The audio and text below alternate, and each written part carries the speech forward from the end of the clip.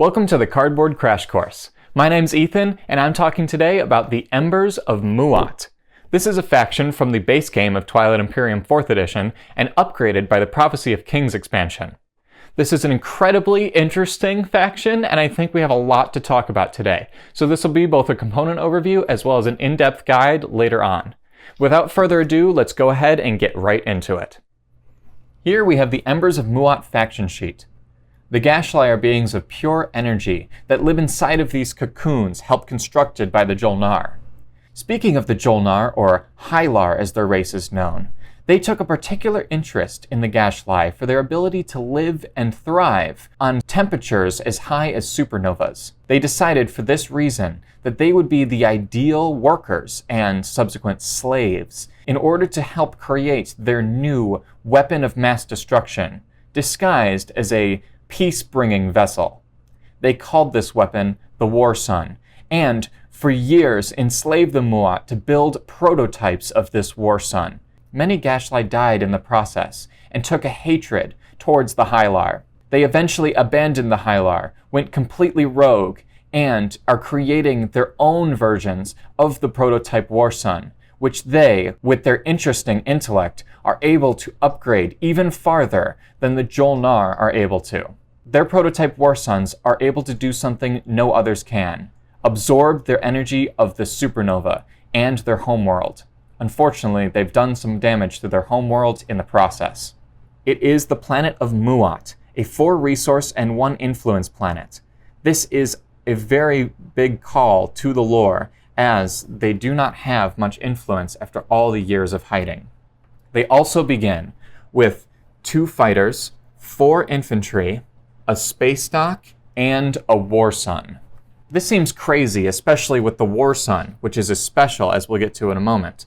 But it's not actually that insane, and I'll talk about that in an analysis, and how to fix it. They also begin with plasma scoring. This is the red technology from the base game that says, when one or more of your units use bombardment or space cannon, one of those units may roll 1 additional die. This is especially important for them, as their prototype War Sun does have bombardment. So this is their starting abilities and cards, but what do they have on their faction sheets? Well, a few things. First is Starforge. As an action, you can spend 1 token from your strategy pool to place either 2 fighters or 1 destroyer from your reinforcements in a system that contains 1 or more of your War Suns. So an ability to create chaff around the War Sun and protect it is very important.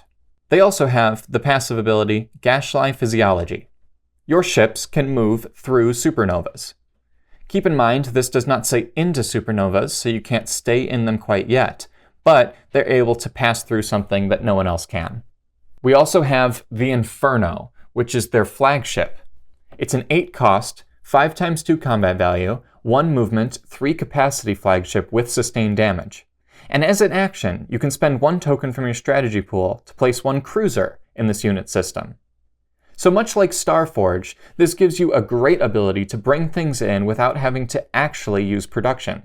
And before we talk about the War Sun, I want to quickly touch on their mech.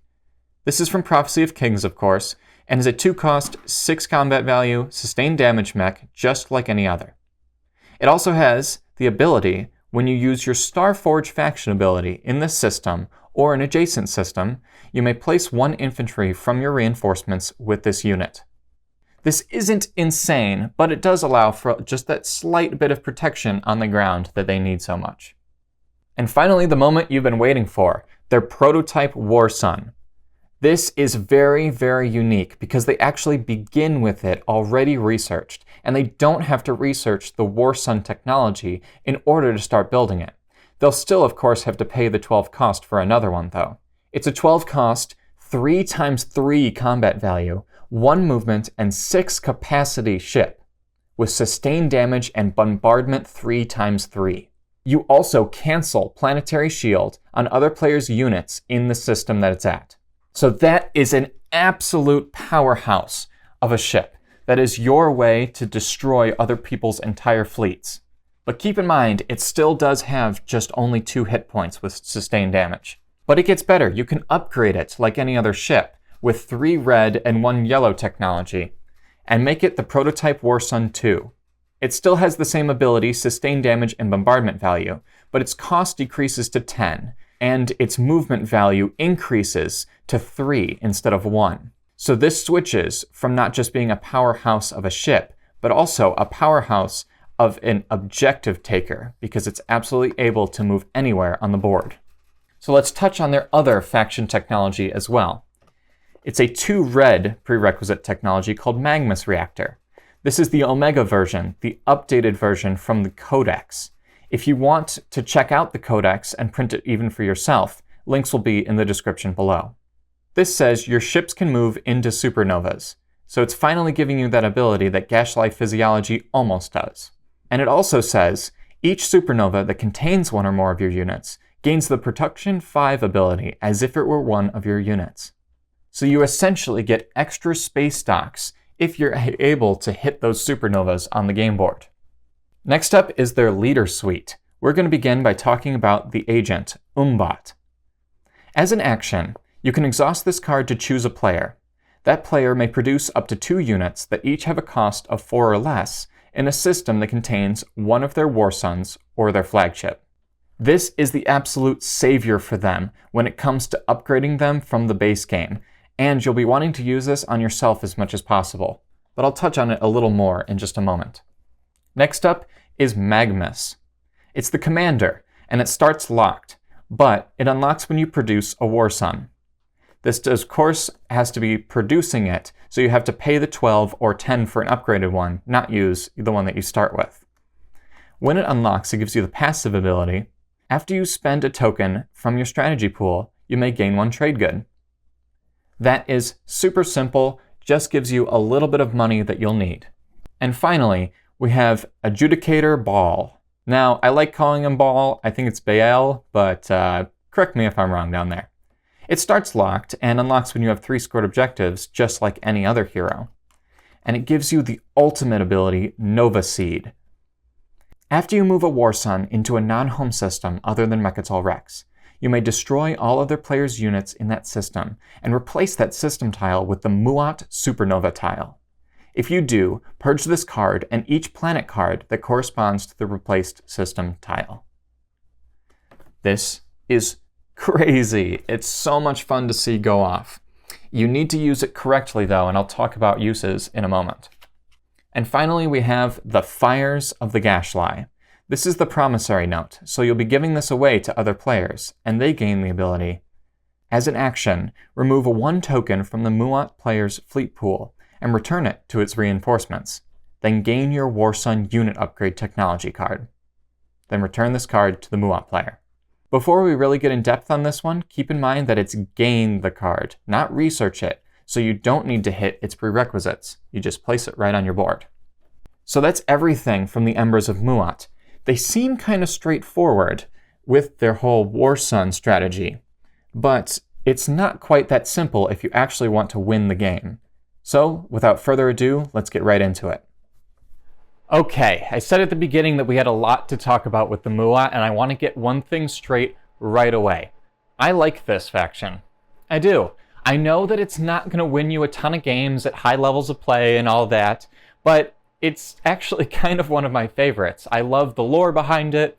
I love the War Sun kind of space risk playstyle. It's a lot of fun getting a ton of plastic out on the board, and even though I may not have the highest chance of winning with them without really putting the work in, I do really enjoy them. One thing I do want to say before we get into sort of their weaknesses is you can actually find me at my own website now. I have a link to cardboardcrashcourse.com down in the description below, or that's pretty easy to search up at the bar at the top. If you want to check out more about the Crash Course, that is your one-stop shop for all of it. I actually am starting a blog as well as a podcast very, very soon. So I appreciate you visiting that. And speaking of their space risk strategy, the Embers of Muatt, they play a different game than most other factions here. And that is, I think, their biggest weakness. They're really, really good at one thing, and that's big, flashy, explosive abilities, sometimes literally, where you get a lot of plastic out for doing very little in terms of utilizing command counters and production. The Starforge ability has only gotten better because of their mechs, and their agent actually allows them to get a mech very early on. So that's the absolute way that I think you should use your agent the first round. Utilize it to get a carrier and a mech. This allows you to have basically 2 carriers and 4 infantry, like what you want to start with. Their other carrier being the War Sun, but just consider it a carrier for now. And allows you to bring along a mech with their War Sun for that exponential value. Their mech is of course going to be better early on as you get more and more out of it every time you use Starforge, and their commander works off of it great. Now their commander is especially nice, and I appreciate this so much. It's not worded, get a trade good when you utilize Starforge. It's get a trade good whenever you utilize your strategy tokens. This is whether you're using Starforge, an action card, an exploration card, or a secondary of any of the strategy cards, or anything else that requires you to spend one. I really enjoy that. I think that one trade good gets them a little bit closer to being able to do those economy objectives, and just having that is really nice. Do I wish that it would have given you more than one? Yeah, but it's good enough. So their agent and their commander are working together in order to give you that exponential growth with their Starforge ability. You also get that bonus when it comes to creating a cruiser with the Inferno. Now, the flagship is nice, especially when it comes to positioning objectives, because you're creating cruisers in areas where you need them. However, you're already spending 10 on a second War Sun if you want that commander. Are you really going to be spending 18, ignoring the economy objectives and just going for that? I don't think so. I think you should honestly just make your second War Sun and be happy with it, because the War Sun also has much more capacity, and that's what you're really going for. So they do have a lot of fun strengths, and I sort of wanted to tie a bow on that by saying that their faction technology has been made really good by the Codex. Giving it that boost of wording is really nice, and being able to just create things right in the supernova without having to have a space dock there. And it's on your path towards War Sun Prototype 2, really kind of nice little path there. So let's break away and talk about some of their weaknesses, which they are plentiful with. Like I said, they're playing a different game than the rest of the factions. They don't have a very strong economy. They don't have a ton of very strong technologies. They don't have a way of getting a lot of different technologies or command counters, or getting to multiple planets, or even swooping in and doing crazy things outside of their prototype War Suns. So it really kind of all revolves around those War Suns, and people can still destroy them. Unfortunately, even though they're creating that chaff, their War Suns don't have like double sustained damage. It is still just 2, like anybody else's would be. A direct hit card does the same thing to a prototype War Sun 2 that you've spent $10 on than it does a regular old Dreadnought, unfortunately. So let's break this down. I like to talk about the tech tree, the strategy cards they like, and sort of wrap a bow on it after that. The tech tree. They start with plasma scoring. This is a single red technology. I'm going to go ahead and say that it's just all right. Starting off with that extra little bombardment value is, it's not a bad thing. It's not a negative ability, but I really wish they would have started with some kind of way to create an exponential growth of themselves. That's what their agent is doing, and I get that, but I wish there was a way to errata it to give them self-assembly routines instead of plasma scoring. Getting self-assembly routines would kickstart their Starforge and make it something to really be scared of without much investment put in. This would make them focus more on the Ember Colossus, the mech, but that wouldn't be a bad thing in my opinion. Being able to lock down planets just as much as being able to lock down airspace like their War Suns do would be something that could actually be useful, as most of the objectives require you to take specific planets, not specific systems. So if you want to go down red and get Prototype War Sun 2, self-assembly routines and AI development algorithm is what I think you should be going for, and let me explain. You may disagree a little bit, but the self-assembly routines is going to get you those mechs for free, and then get you trade goods when they're destroyed. This provides a loop of getting more value towards the Prototype War Sun 2s, and also more value towards things like your flagship if you need it for a secret objective or something. And then AI development algorithm lets you not only skip the yellow, which you don't really need as the Muatt, and also provide you a boost if you're going towards a really high space risk. unit upgrade technology strategy. You'll be getting all of that money back and not be having to spend it on all these extra technologies other than unit upgrade cards, and they don't really need to invest as far in blue, in my opinion, because of their ability to move pretty much anywhere on the board with their prototype Warsun 2s. You could then, after getting the prototypes, get Assault Cannon, make yourself even scarier. However, I don't really think that's completely necessary.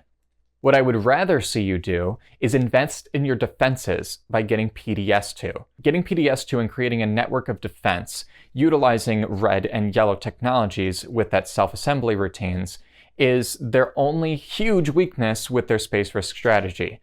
They get to send these two massive orbs of death out in the board, and then what to protect them? They don't start with PDS.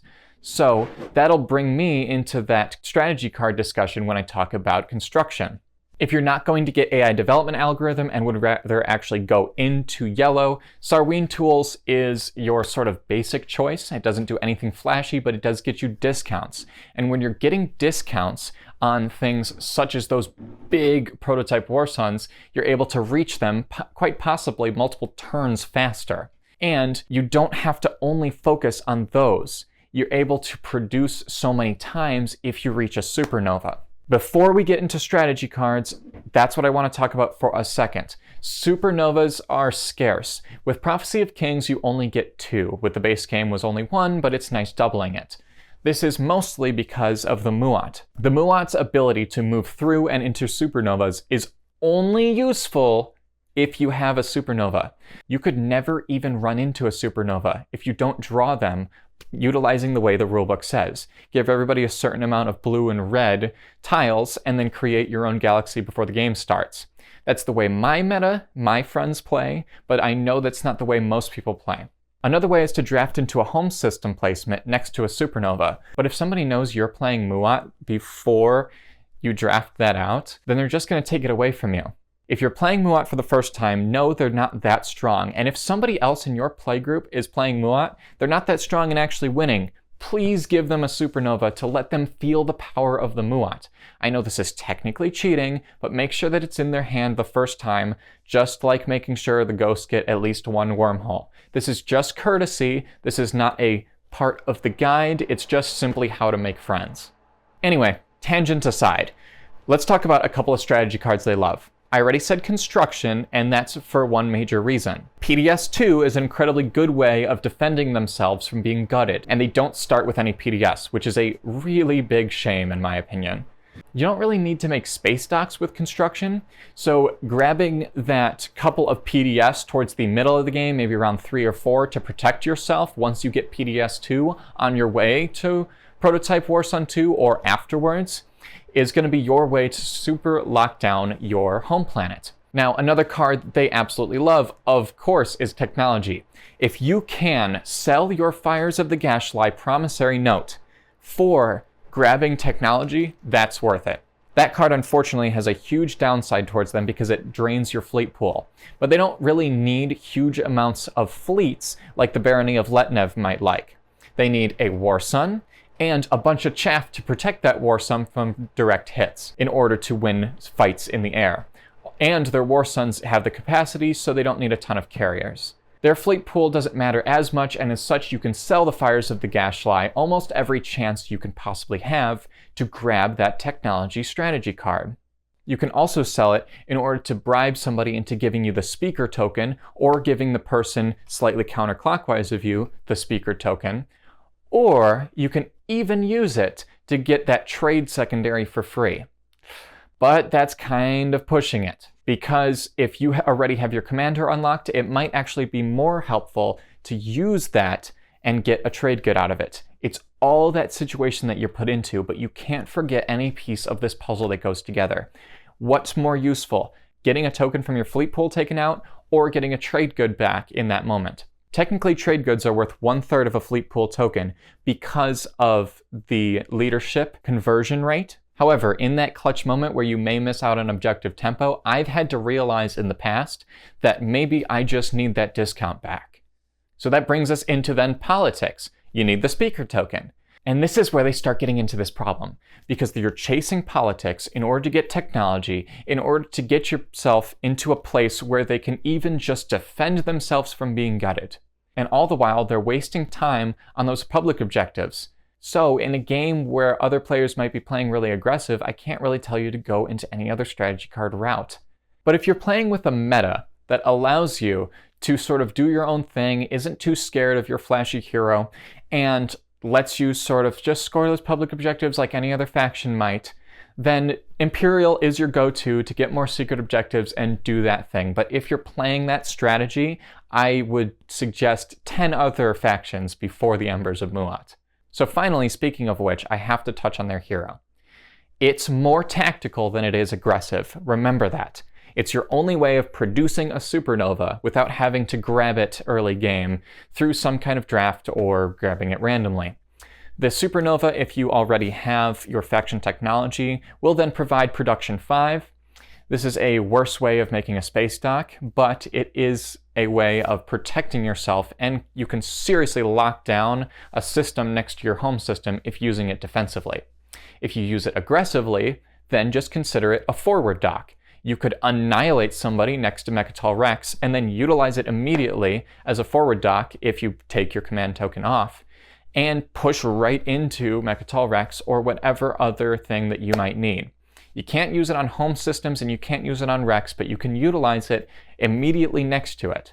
And you can even create sort of free spots on the outside edges of the game board if that public objective happens to come up as well. So ultimately, the Embers of Muatt is more a tactical space risk faction than anything else. You need to know that you're at a disadvantage and sort of building up that way of getting objectives reliably. And you need to make friends utilizing that promissory note or you're just going to fall behind. I know it costs you a fleet pool token, but figure out what's more useful to you in that moment than that fleet pool. You're also at a command counter disadvantage because of Starforge, but it's all about being tactical and knowing what you need in the moment. You might miss out on those trade good objectives, unfortunately, but it's a good thing that you reveal 2 at the beginning of the game because you sort of can just ignore those and focus a lot on the aggressive technology and positioning objectives. With that all in mind, go ahead and hit subscribe if you haven't already. I want to really quick thank all of my patrons that are right here, especially those students and professors. Thank you so much for helping me out. You can't imagine how much that means to me. If you want to help out on the Patreon and choose videos like this, go ahead and check that out below. Once again, visit cardboardcrashcourse.com down in the description, and I will see you in the next video. Pax Magnifica, Bellum Gloriosum.